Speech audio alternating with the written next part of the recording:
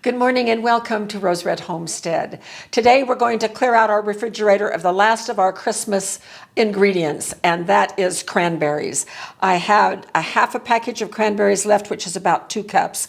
Now I usually buy extra bags of cranberries and just toss them in the freezer so that I can have them all year long. I totally forgot to do that this year, so this is the last of the cranberries. And we're going to make something really special. We're going to use those cranberries with an apple pie recipe. And this recipe is a tested recipe from the Ball Blue Book. And actually it is online, and I will be putting the link to the recipe right below the description of this video so that you can have it. It is a delicious recipe. It's very different than just regular apple pie. It has a whole different taste. Those cranberries give a delicious tartness as well as a pop of color that's really pretty. So in order to do that, we had to prepare the apples, and I have 9 of the 10 apples that Jim bought. We needed about 5 pounds. And look at these beautiful Granny Smith apples. Usually I don't have lovely grocery store apples. We have several apple trees. It will be months before those apples ripen and we have a crop to work with. And last year, none of our apple trees or any of our other fruit trees gave us even 1 piece of fruit. So who knows?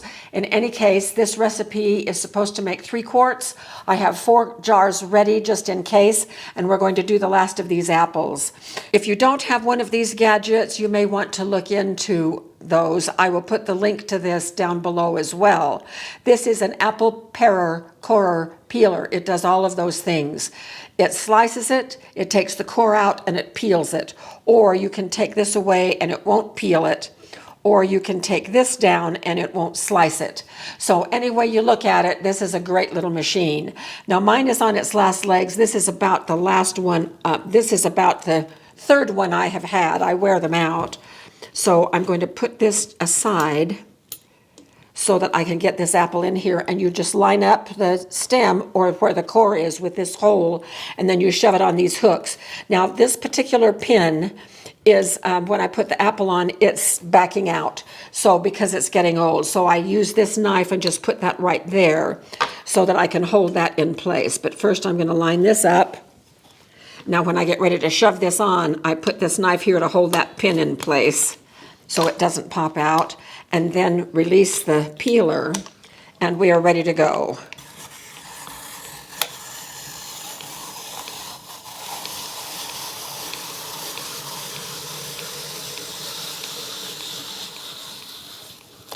Just as slick as can be. And then I take the bottom peel off and the top peel off. And if there's anything left, here's a little piece of peel right there. Another one that goes along this edge. I just do that real quickly. And then because this is such a big apple, what I'm going to do is I usually cut these in half, but I'm going to do these in thirds. So the pieces are about this big. So these apples I put in water. You can add lemon juice if you want to keep them from browning. I usually don't. Just keeping them under water does enough. And besides, when they cook, they lighten up anyway, so I'm not that concerned with it. So the next step is going to be to dump these apples into a colander that I have in the sink and get rid of all of this water, clear this away, and get our pan set and ready to go. So we'll do that and be back in just a moment. The first step is to combine the fruit, the apples and the cranberries, with a cup of water in this pan. Now this is my favorite kitchen pan. It is a Maslin pan. I call it Pam's Jam Pan, but it is probably one of the most used pans in my kitchen. I'll put the link to this down below as well. But I want you to note our safety features. This is butane, which is safe to use in the kitchen, but just in case, Jim is such a big safety person and I support that. Here is our carbon monoxide alarm. And then we have cracked a door in the back as well so that we can have ventilation. Now we're only going to run this for about 10 minutes, so it won't be a problem anyway. So here are our drained apples, and we're going to put them right here in this pot. All right, in they go.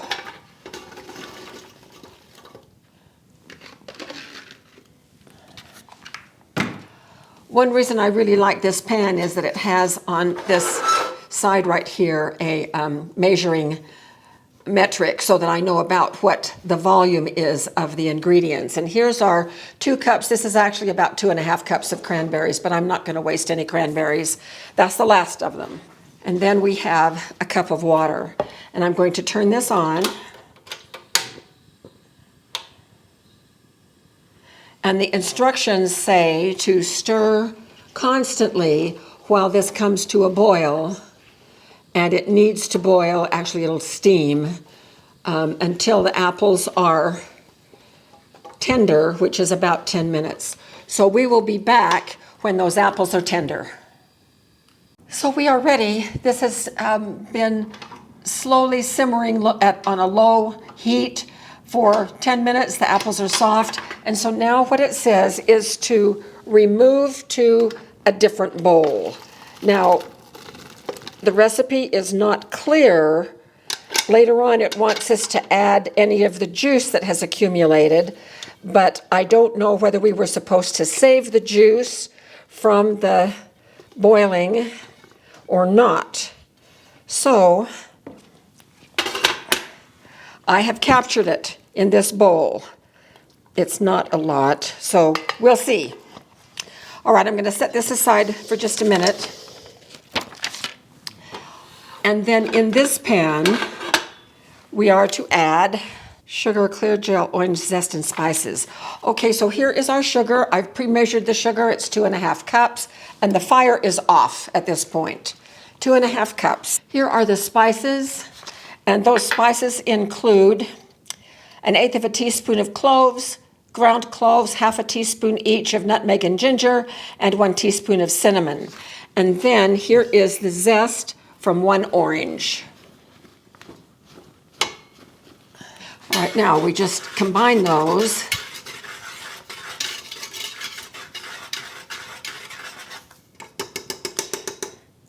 And then we're going to stir in the apple cider. Now we have, for apple cider, 2.5 cups. So here is the apple cider. And I don't know who already opened it and took a little sample of it. I just don't have any idea who might have done that. Gremlins. Gremlins. So here's 2 cups.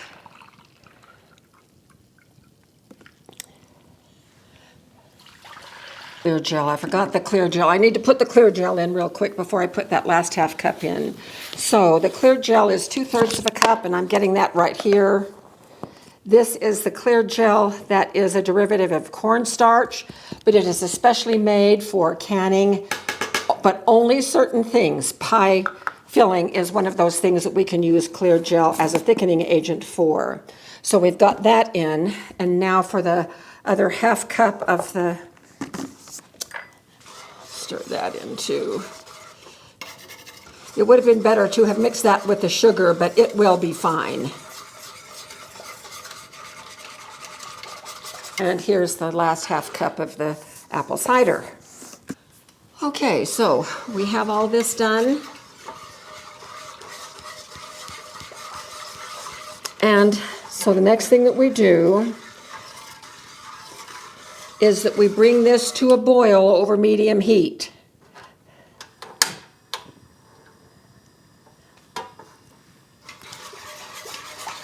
And this will take a few minutes. So we're going to go off camera until it starts to thicken. And I definitely want to show you how it thickens. And then we pour in 1/4 of a cup of lemon juice and a pinch of salt, which I have ready to go right here in this cup. So we are ready to go with that part just as soon as we get there. So I'm going to keep stirring this until we see some evidence of the clear gel working. This is almost done. It happens so fast. At first you're going to see little blobs, and then it will come together and it will start boiling. And at that point in time, when it looks like this, then we add our lemon juice and a little bit of salt, and we time for 1 minute. Hey Siri, set timer for 1 minute. Is that a piece of an apple? Yeah, that's starting now. And then we just stir vigorously. It's getting clear, it's lump free. I did add about a cup of the juice from the apples in here. Well, after we add the apples, we'll see how thick it is. We can maybe thin it down a little bit more if we need to. Okay. Hey Siri, stop timer. All right, so we're going to turn this off. The fire is now off. And we are going to add the apples back in.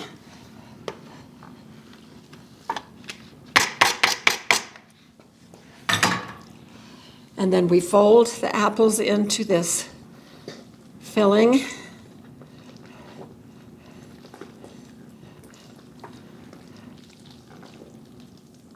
And yes, I'm definitely going to want to add some more of this juice in.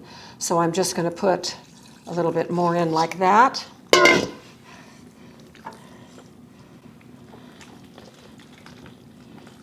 Get it all stirred up.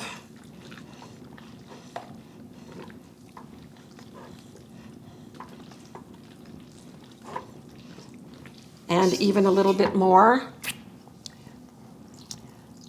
Oh, what the heck. So we added all that juice back in. And then we turn the heat back on.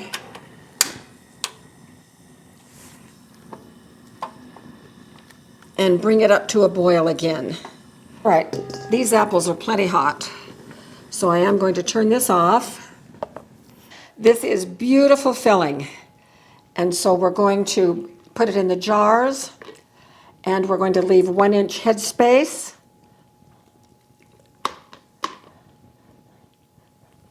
I think we're only going to get 3.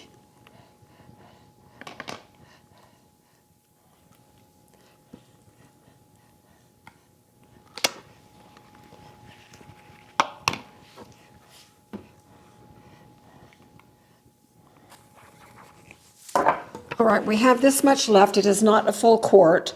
I am going to use this to make us a tasting pie.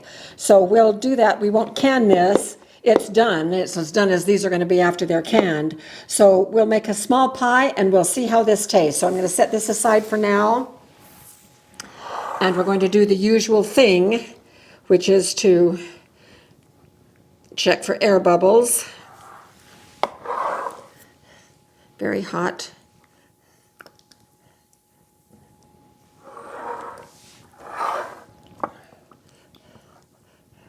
I'm going to put just a little bit more in this one.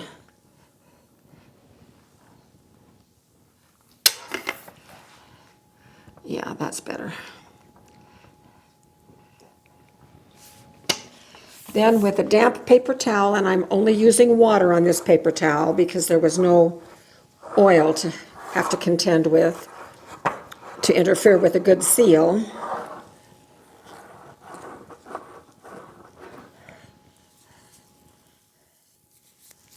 And lids.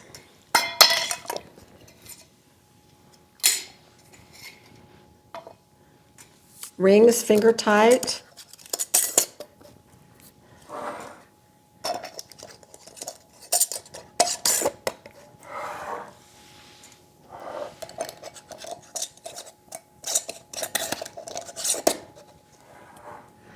And it's cool right here, so I'm going to just lift it by here and put these over in the canner. So the canner is just about getting ready to boil.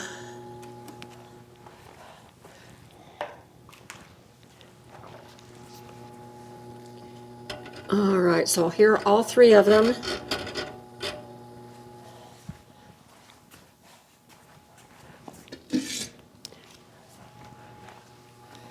And now, this is a steam canner, and it has this thing up here, which I think is totally worthless.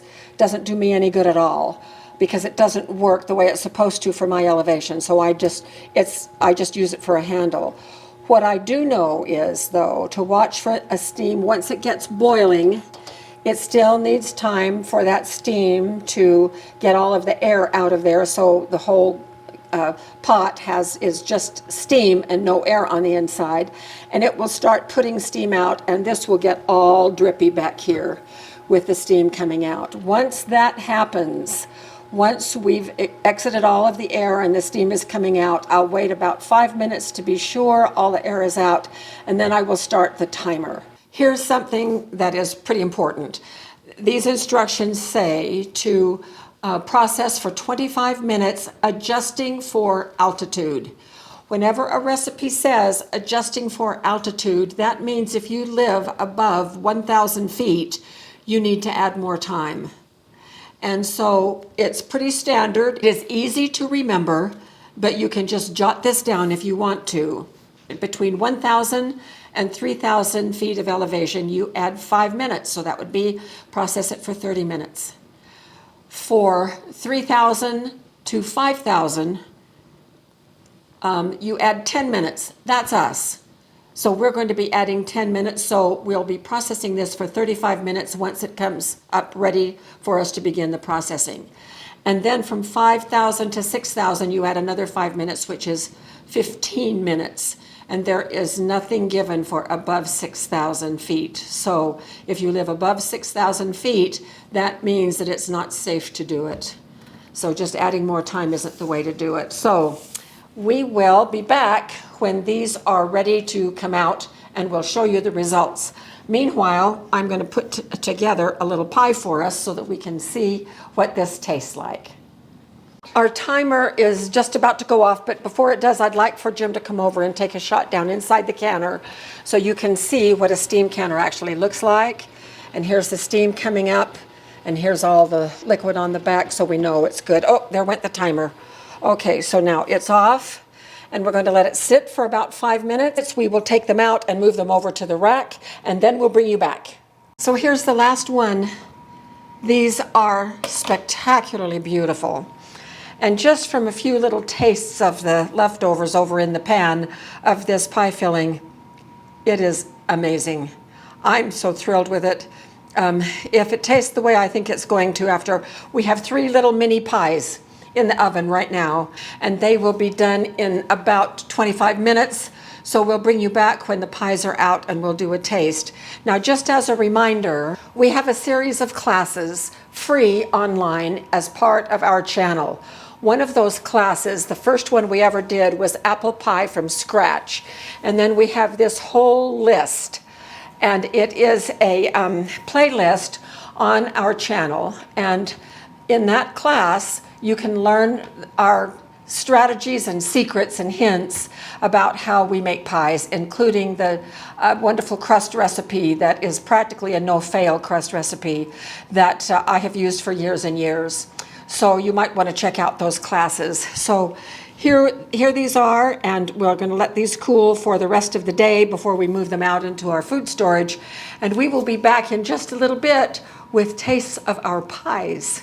So why are you here? I have no idea. You called, a bell rang.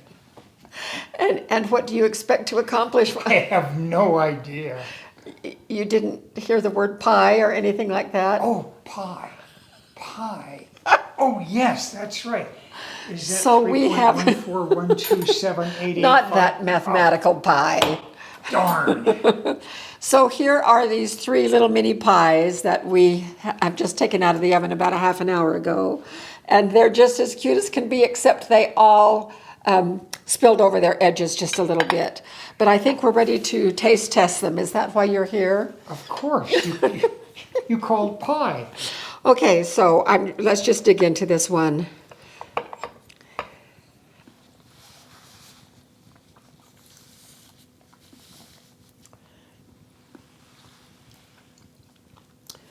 Oh my gosh.